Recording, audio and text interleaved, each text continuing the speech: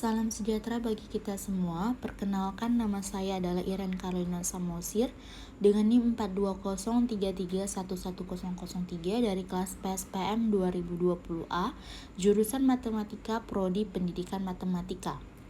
Pada kesempatan kali ini, saya akan membawakan materi mengenai perkembangan matematika Hindu untuk melengkapi penugasan pada mata kuliah Sejarah Matematika yang diampu oleh Ibu Ade Andriani SPD MPD.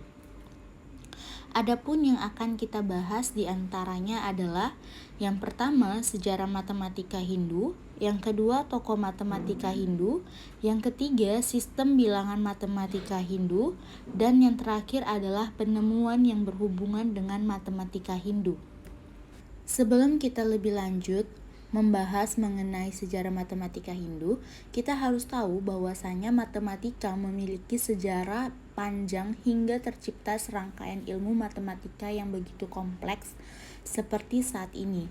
Sejarah mencatat bahwa matematika telah banyak digunakan oleh masyarakat sejak zaman dahulu, meskipun dalam bentuknya yang paling sederhana seperti membilang atau mengukur.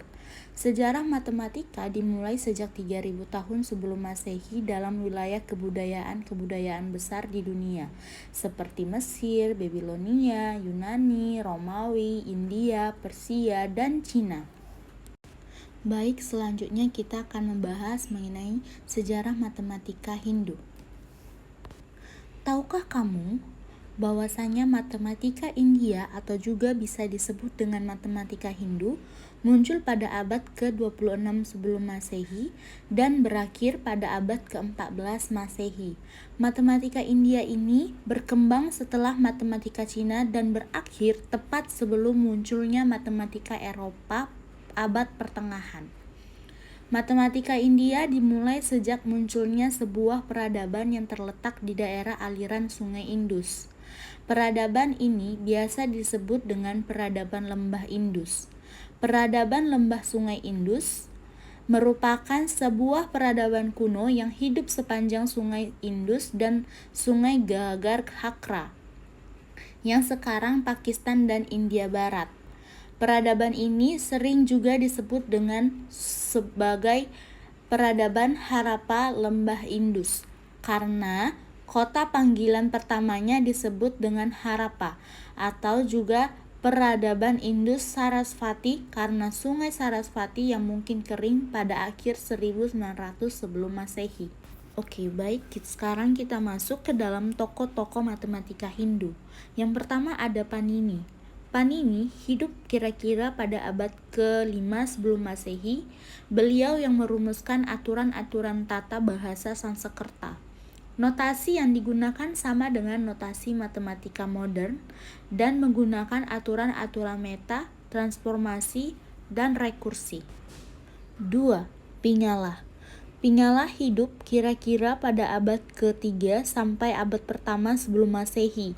Di dalam risalahnya, Prosody menggunakan alat yang bersesuaian dengan sistem bilangan biner.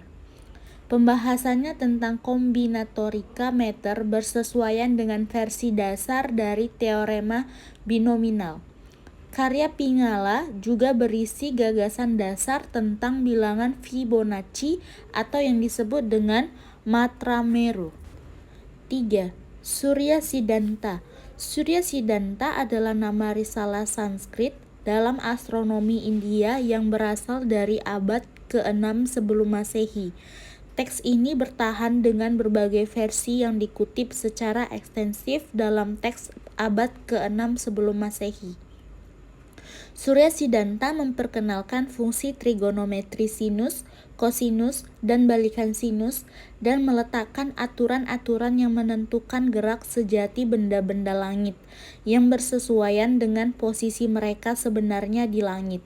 Daur waktu kosmologi dijelaskan di dalam tulisan itu yang merupakan salinan dari karya terdahulu bersesuaian dengan rata-rata tahun siderik 365,256327 hari yang hanya 1,4 detik lebih panjang daripada nilai modern sebesar 365,25636,305 hari.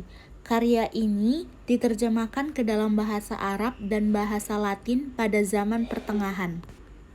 4. Aryabhata.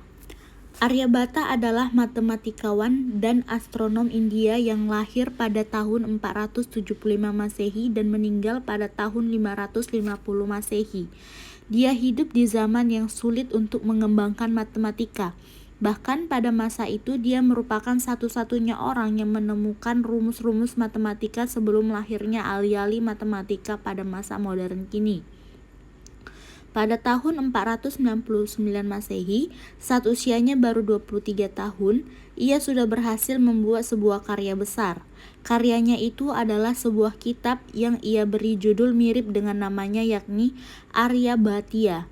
Kitab ini begitu populer karena di dalamnya ia memperkenalkan fungsi versinus, menghasilkan tabel trigonometri India pertama tentang sinus, mengembangkan teknik-teknik algoritma, aljabar, infinitesimal, dan persamaan diferensial, serta memperoleh solusi seluruh bilangan untuk persamaan linear oleh sebuah metode yang setara dengan metode modern. Selanjutnya yang kelima ada Brahmagupta. Brahmagupta adalah matematikawan besar India berikutnya. Ia hidup dari tahun 598 sampai 660 Masehi. Karyanya yang terkenal adalah Brahma Siddhanta yang terdiri dari dalil dan peraturan. Pada tahun 628 Masehi, Brahmagupta menulis sebuah buku berjudul Brahmagupta Siddhanta sebagai perbaikan dari buku sebelumnya. Dalam buku barunya ini, ia menulis 2 bab tentang matematika, yaitu bab 12 dan 18 yang di dalamnya terdapat teorema-teorema yang sudah diakui sebagai teorema yang benar. Yang terakhir adalah Madhava. Madhava dari Sangamagrama. Madhava hidup kira-kira tahun 1350 sampai 1425. Beliau adalah matematikawan dan astronom India dari kota Irinjalakuda. Ia merupakan pendiri sekolah astronomi dan matematika Kerala. Madhava dianggap sebagai salah satu matematikawan astronom terbesar pada abad pertengahan dan telah menyumbangkan kontribusi dalam deret tak hingga, kalkulus, trigonometri, geometri, dan aljabar. Karya Madhava diduga kirim ke Eropa melalui misionaris-misionaris Yesuit dan pedagang yang aktif di sekitar pelabuhan Kochi, sehingga memberikan pengaruh terhadap perkembangan kalkulus di Eropa. Selanjutnya kita masuk ke dalam sistem bilangan matematika Hindu. Ada beberapa macam angka di India, yaitu yang pertama angka Brahmi, angka Gupta, angka Nagari. A. Angka Brahmi. Kebanyakan sistem angka kedudukan yang menggunakan 10 sebagai asas yang digunakan di seluruh dunia adalah berasal dari India. Sistem angka India lazimnya dikenali di barat sebagai sistem angka Hindu-Arab atau angka Arab karena diperkenalkan di Eropa melalui orang Arab. Digit 1 hingga 9 dalam sistem angka Hindu-Arab berevolusi dari angka Brahmi. Angka Brahmi ditemukan pada prasasti di gua dan kuil di daerah dekat Pune, Bombay, dan Uttar Pradesh. Prasasti yang berbeda pula bentuk simbolnya. Angka Brahmi sudah digunakan lebih lama sampai abad 4 Masehi. B. Angka Gupta. Periode Gupta adalah selama dinasti Gupta memerintah sampai ke Magadha di timur laut India pada awal abad 4 Masehi sampai akhir abad 6 Masehi. Angka Gupta dibangun dari angka Brahmi dan tersebar luas oleh kerajaan Gupta. Angka Gupta lalu berkembang menjadi angka Nagari, kadang-kadang juga disebut dengan angka Devahagari. Selanjutnya, C. Angka Nagari. Angka Nagari sering disebut-sebut oleh Al-Biruni sebagai kebanyakan bilangan karena banyak dikirim ke dalam dunia Arab. Angka Nagari sering juga disebut dengan angka Devanagari. Angka India menyebar ke bagian dunia antara abad 7 sampai abad 16 Masehi dan sudah menyebar di Eropa di akhir abad 5 Masehi. Selanjutnya kita masuk ke dalam bagian yang terakhir, yaitu penemuan yang berhubungan dengan matematika Hindu. Yang pertama adalah naskah Baksali. Naskah Baksali sebuah buku petunjuk tentang aturan-aturan dan contoh ilustrasi dan pemecahannya, terutama tentang aritmatika dan aljabar serta beberapa geometri dan pengukuran. Naskah tersebut memberikan banyak pernyataan aturan, kemudian diikuti contoh dan tanda matematika serta pembuktiannya. Hanya sebagian besar disimpan, maka kita tidak dapat memastikan ukuran atau keseimbangan antara topik yang berbeda. Sebagian besar naskah telah rusak dan hanya sekitar 70 dalam pelepah pohon yang tersisa yang bertahan hingga naskah ini ditemukan. Naskah tersebut diperkirakan disusun sekitar 400 Masehi. Berikutnya nilai phi. Aryabhata bekerja pada pendekatan untuk phi dan memungkinkan telah sampai pada kesimpulan bahwa phi adalah tidak rasional. Pada bagian kedua dari Aryabhata, ia menulis dalam bahasa Sanskerta yang artinya tambahkan 4 dan 100 kalikan dengan 8 dan kemudian menambahkan 62,000. Dengan aturan ini, keliling lingkaran dengan diameter 20.000 dapat ditemui menjadi phi sama dengan 3,1416.